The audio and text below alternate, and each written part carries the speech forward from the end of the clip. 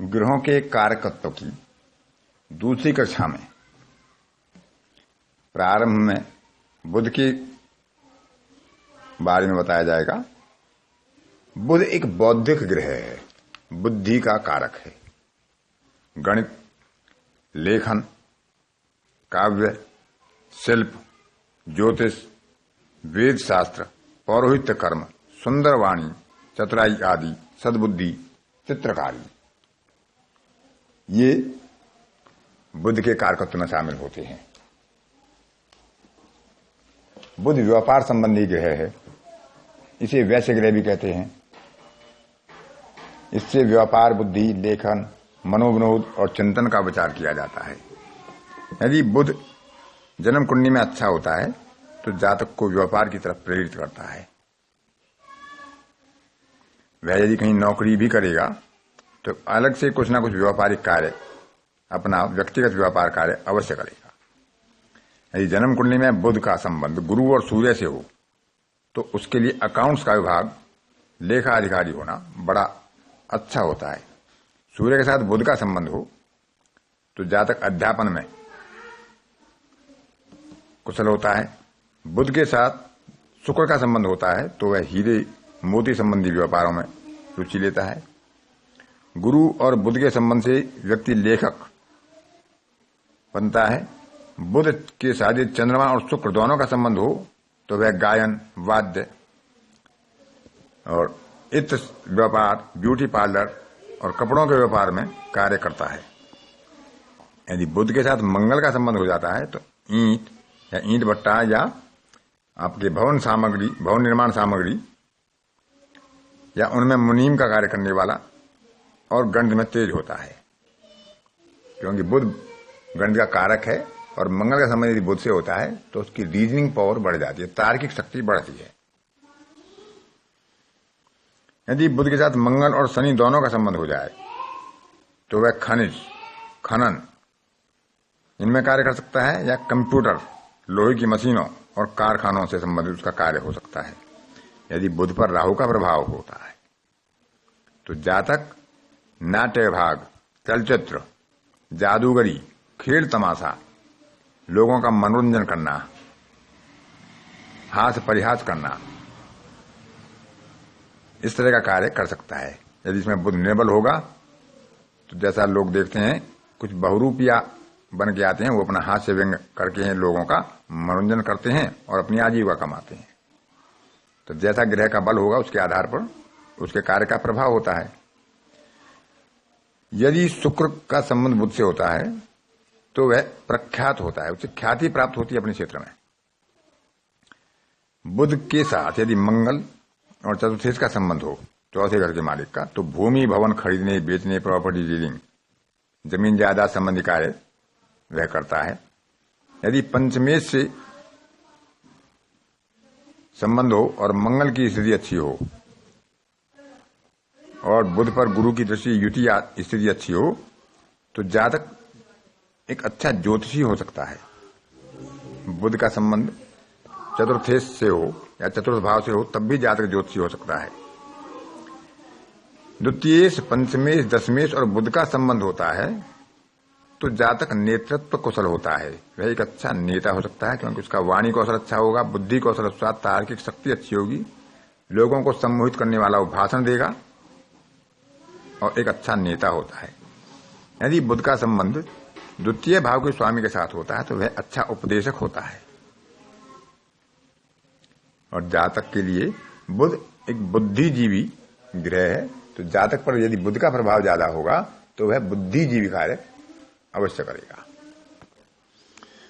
इसके बाद बृहस्पति के कारकत्व में आते हैं ब्राह्मण, पंडित, देवता, धार्मिक उपदेशक, पुराण, वेद, नीति शास्त्र, कानून शास्त्र, धार्मिक संस्थाएं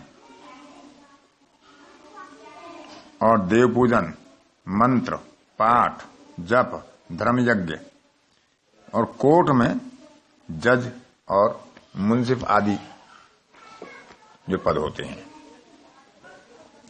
क्योंकि गुरु विद्या, बुद्धि, धन, कानून, महानता, उपाधि और गुरुता का कारक है।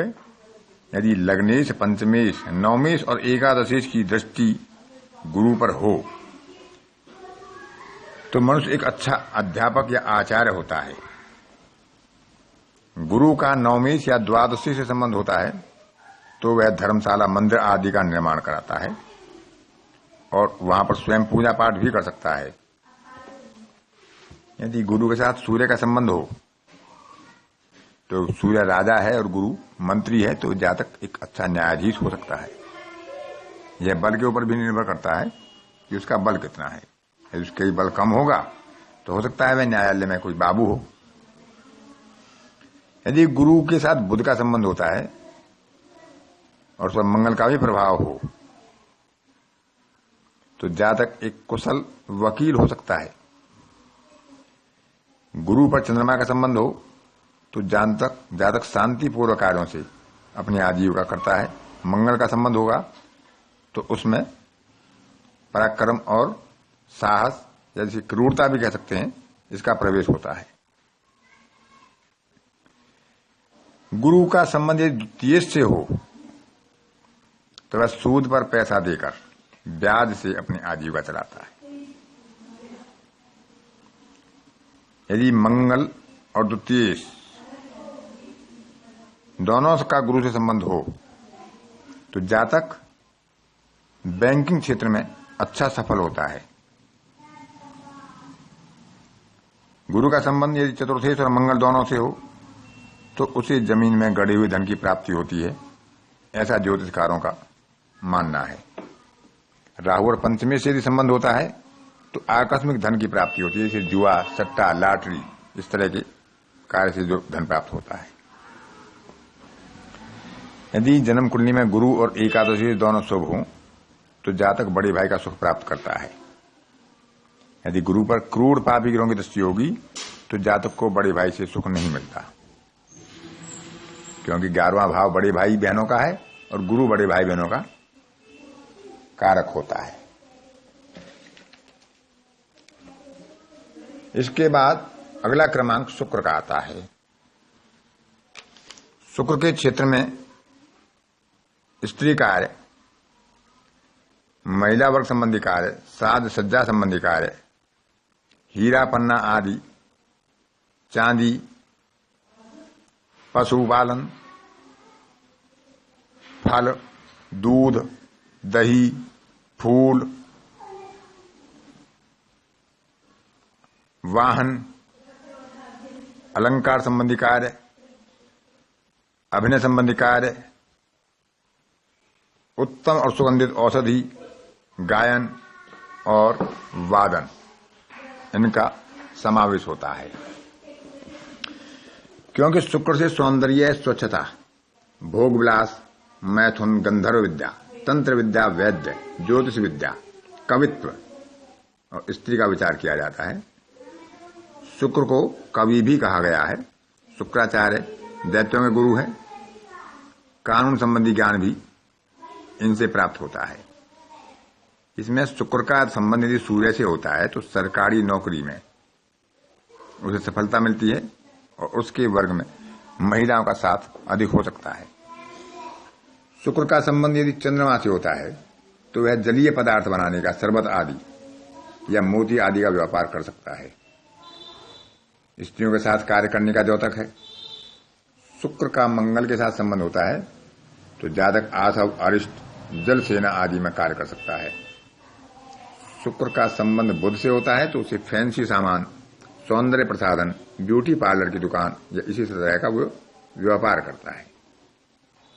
शुक्र का संबंध सप्तमेश, लाभेश, लग्नेश और धनेश इनसे होता है तो वह एक अच्छा जौहरी, सर्राफा, आभूषणों का व्यापारी, रत्नों का कार्य करने वाला हो सकता है। शुक्र का चंद्रमा से संबंध होता है और इसमें शुक्र तृतीय से हो तो वह फल और सब्जियों से संबंधित कार्य करता है। शुक्र का संबंध सूर्य से हो, दशमेश या मंगल से हो तो वह भवन निर्माण विभाग में सेवा दे सकता है। यदि ये ग्रह उत्तम अवस्था में होते हैं तो जातक सुंदर भवन निर्माण करने वाला ठेकेदार हो सकता है और यदि इसमें कहीं चतुर्थेश का संबंध भी हो जाए तो फिर तो इस कार्य में 4 चांद लग जाते हैं, उसे ख्याति प्राप्त होती है। किसी वैद्य का या डॉक्टर का शुक्र यदि उत्तम होता है तो वह धातुगत रोगों में ज्यादा इलाज करता है। उत्तम शुक्र सौंदर्य प्रसाधन की तरफ इशारा करता है। शुक्र के साथ राहु का संबंध होने से वह चित्रकारी कर सकता है। आज की भाषा में हम कह सकते हैं फोटोस्टेट मशीन लगाकर ऐसा कार्य कर सकता है। यदि शुक्र का संबंध द्वितीयेश या पंचमेश से हो तो वह गायन, वादन, नृत्य, नाटक, रासलीला, रामलीला आदि में कार्य करता है। शुक्र और चतुर्थेश का संबंध हो तो वाहन संबंधी कार्य उसके होते हैं। यदि शुक्र बलवान होगा तो वह अपने वाहन का स्वामी होगा। यदि शुक्र थोड़ा निर्बल होगा तो वह किसी दूसरे के वाहन को चलाने वाला चालक हो सकता है। शुक्र के साथ चतुर्थेश की युति हो या केतु की युति हो तो यह पायलट के लिए, पायलट बनने के लिए, वायुयान चलाने के लिए एक अच्छा योग है यदि ये दोनों बलवान स्थिति में हो, शुक्र और चतुर्थेश। उत्तम शुक्र वाला जातक स्वयं सुंदर भी होता है और जो कार्य करता है उसके कार्य सलीके से होते हैं, सौंदर्य और सजावट के साथ होते हैं। धन्यवाद।